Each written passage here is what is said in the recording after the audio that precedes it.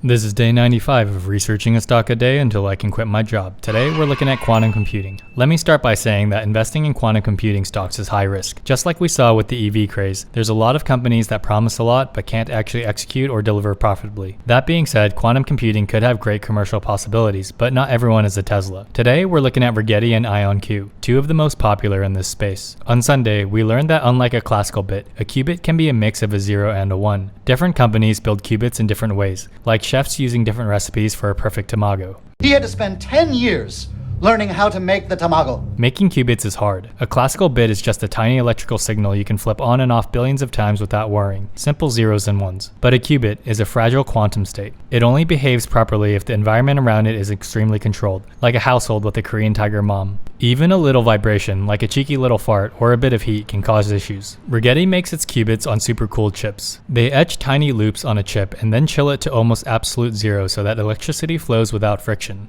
Then they introduce something called the Josephson junction. Great name. Without the junction, Rigetti's loop would be like a flat road where a marble can just roll anywhere. When you add a junction, it's like reshaping that road into a skate park with two bowls. Now the marble can sit in one bowl or the other. Those two bowls can be labeled 0 and 1. With a microwave pulse, you can roll the marble from one bowl to the other, or even have it balanced across both, which, if you recall, is called superposition. Rigetti's approach is more manufacturer friendly because they're using standardized materials in a factory style process. The appeal is that you can pump out a ton of qubits using tools similar to the semiconductor industry. But there is a trade-off. Mass production can be messy and qubits are extremely sensitive, so Rigetti has to wrap them in shielding, error correction algorithms, and constant calibration to keep them stable long enough to be useful. All in a day's work, hey? I'll compare this to IonQ's approach tomorrow. This is not financial advice. Always do your own research.